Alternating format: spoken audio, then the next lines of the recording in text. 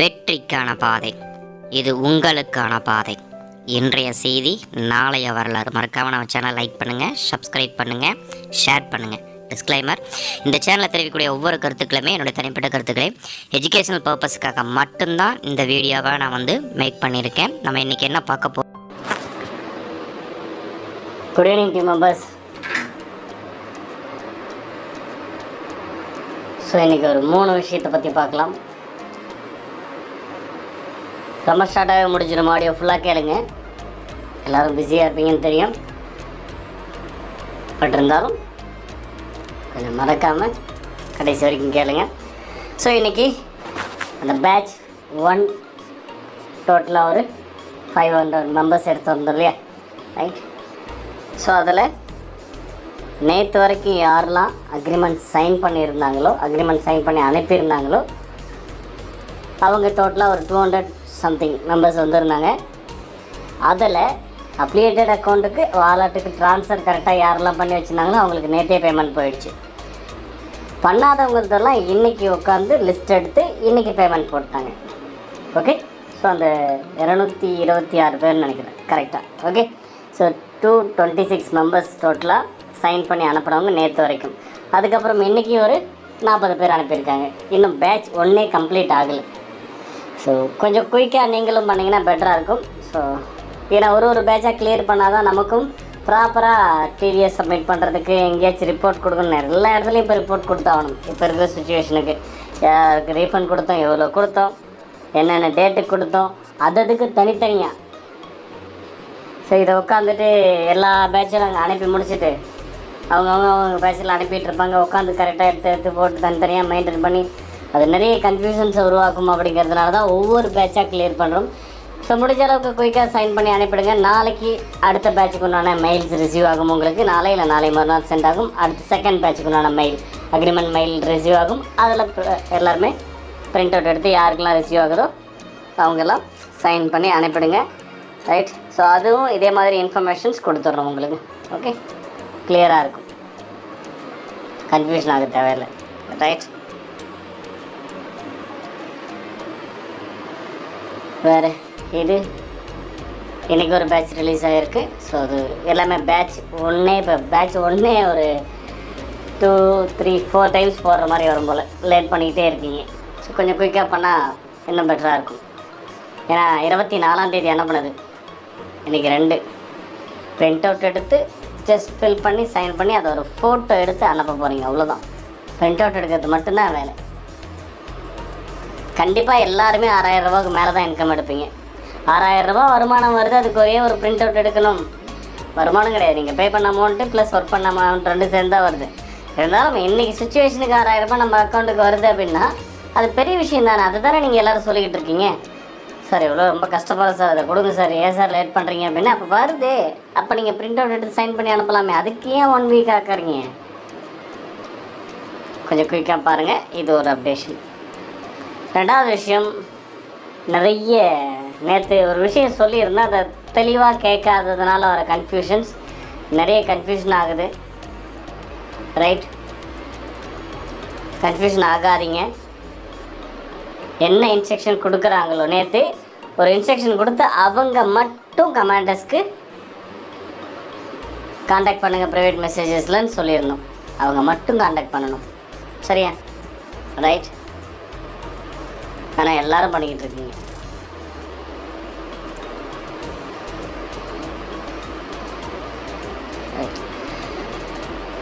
Okay, நாளைக்கு டீட்டெயிலாக பார்க்கலாம் என்ன ஏதுன்னு. ஏன்னா இன்றைக்கி நான் அந்தளவுக்கு டீட்டெயிலாக அப்டேட்டடாக என்ன எது என்னென்ன கம்ப்ளைண்ட்ஸ் வந்திருக்குன்னு நான் தெரிஞ்சிக்கல. ஸோ நாளைக்கு இதை பற்றி டீட்டெயிலாக பார்க்கலாம். நெக்ஸ்ட் விஷயம், எஸ்பிஓலேருந்து கால் பண்ணிலாம் எதுவும் ஓடிபி சொல்லுங்கள், பாஸ்வேர்ட் சொல்லுங்கள் அப்படிலாம் கேட்க மாட்டாங்க. ஏன் கேட்க போகிறாங்க? உங்கள்கிட்ட ஏன் கேட்க போகிறாங்க? அது மாதிரிலாம் கால்ஸ்லாம் வராது எதுவும். அது முதல்ல தெரிஞ்சுக்கங்க. அப்படி ஏதாவது வரும்னா அதை நான் இங்கே சொல்லுவேன் இல்லையா? ஃபஸ்ட்டு நோட்டீஸ் போர்டை ஃபாலோ பண்ணால் தானே இந்த பிரச்சனை இல்லாத இருக்கும். நம்ம தான் நோட்டீஸ் போர்டே ஃபாலோ பண்ணுறது இல்லையே. நோட்டீஸ் போர்டில் என்ன கோரியுள்ளார் சுருக்கமாக கூறவும் அப்படின்னு குரூப்பில் பேசுவீங்க இல்லையா? அதுக்கு தான் நமக்கு டைம் இருக்குது, ரைட்? ஸோ அது ஒரு விஷயம் தெரிஞ்சுக்கங்க. நெக்ஸ்ட் இந்த குரூப்பில் உட்காந்துக்கிட்டு தேவையில்லாத வேலை பார்த்துக்கிட்டு இருக்கீங்க. குரூப்பில் அன்வான்ட் ஸ்பீச்சு, தேவையில்லாத விஷயங்களை குரூப்பில் ஷேர் பண்ணுறது, குரூப்பில் இருக்கிறவங்கக்கிட்ட மிஸ்பிஹேவ் பண்ணுறது, தேவையில்லாத வார்த்தைகளில் பேசுகிறது, இந்த மாதிரியான ஆக்டிவிட்டீஸ்லாம் போய்கிட்டு இருக்கு. 100% லீகல் ஆக்ஷன் எடுக்க முடியும். என் ஃபோன் நம்பர் தான் டெலகிராமில் எடுத்துட்டேன், நான் யூசர் ஐடி போட்டுட்டேன், என்னால் கண்டுபிடிக்க முடியாது, அதெல்லாம் அந்த காலத்து கதை. ரைட், அதை முதல்ல தெரிஞ்சுக்கங்க. ரொம்ப ஈஸியாக ஃபைண்ட் அவுட் பண்ணிடலாம். உங்கள் டெலகிராம் யூசர் ஐடி இருந்தால் போதும். உட்காந்து நெட்டில் தேடுங்க, டெலகிராம் யூசர் ஐடியை வச்சு எப்படி ஒருத்தரை ஃபைண்ட் அவுட் கண்டுபிடிக்கிறதுன்னு 1008 ஐடியா இருக்குது. உங்களை கண்டுபிடிக்கவே முடியாதுன்ற மாதிரிலாம் நினச்சிக்கிட்டு எதுவும் பண்ணாதீங்க. அதை விட இம்பார்ட்டண்ட், உங்கள் ஒவ்வொரு மொபைலுக்கு ஒரு ஐபி அட்ரஸ்ன்னு இருக்குன்றத ஞாபகம் வச்சுக்கிட்டு பண்ணுங்கள்.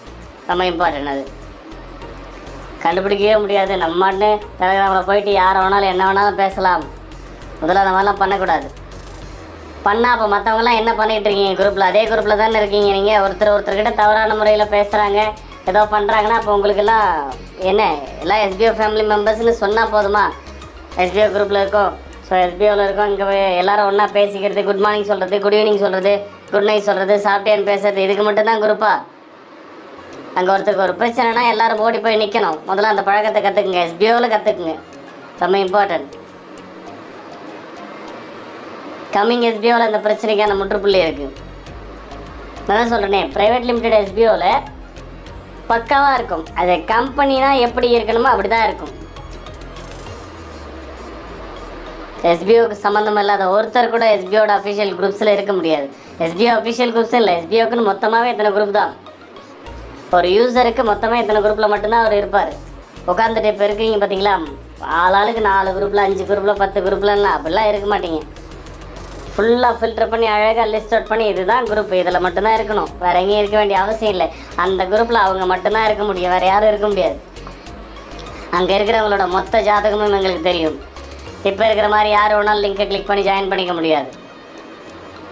அந்தளவுக்கு செக்யூராக தான் கொண்டு வரும். வெயிட் பண்ணுங்கள். அது வரைக்கும் யாராச்சும் தேவையில்லாத வேலைகள் பண்ணாங்கன்னா பார்த்து நீங்களே பண்ணுங்கள். ஒரு சில டைம் கோவம் வரும், பேசணும்னு தோணும். என்ன பண்ணுறது, போஸ்டிங் பொசிஷன், இந்த இடத்துல எப்படி பேசணுமோ நாகரீகமாக நடந்து கொள்ள வேண்டும். அதனால் தேவையில்லாத இந்த லேடிஸ்கிட்ட தேவையில்லாத வேலை பண்ணுறவங்கலாம் கொஞ்சம் கண்ட்ரோல் பண்ணுங்கள். மற்ற அந்த குரூப்பில் இருக்கிறவங்கலாம் என்ன பண்ணிகிட்ருக்கீங்க? கம்ப்ளைண்ட் எஸ்பிஓ கிட்ட வர வரைக்கும் நீங்கள் என்ன பண்ணிகிட்ருக்கீங்க? நீங்கள் பேசலாமே அவங்கக்கிட்ட. ஒருத்தர் ஒரு மெசேஜ் தேவையில்லாத ஒரு குரூப்பில் ஒரு லேடிஸை பார்த்தோ இல்லை வேறு யாரையோ பார்த்து ஏதோ ஒரு வார்த்தை சொல்கிறாங்க, தேவையில்லாத விஷயங்களை ஷேர் பண்ணுறாங்கன்னா அந்த குரூப்பில் கம்பல்சரி எந்த குரூப்பாக இருந்தாலும் 50 பேருக்கு மேலே இருப்பீங்க. 10 பேர் உட்காந்து ப்ரைவேட் மெசேஜில் அந்த பர்சனுக்கு கேள்வி கேட்டு பாருங்கள், மறுபடியும் அந்த குரூப்பில் பேசணும்னு தோணுமா? ஏன் இதெல்லாம் உங்களுக்கு வரமாட்டேங்குது? ஏன்னா குரூப்பில் ஏன்னா பேசினாக்க நம்ம ஐயோ வெளியில் தான் எங்கேயாச்சும் எதனா ஒரு பிரச்சனைனா நம்ம போய் கேட்க மாட்டோம். குரூப் தானே, எஸ்பிஓ குரூப் தானே, நம்ம குரூப் தானே, நம்ம தானே க்ரியேட் பண்ணி நமக்காக வச்சுருக்கோம். அங்கே ஒருத்தருக்கு ஒரு பிரச்சனைனா நமக்கு வாயை திறந்து கேட்கலாமே. கேட்க கற்றுக்குங்க, தப்பு இல்லை.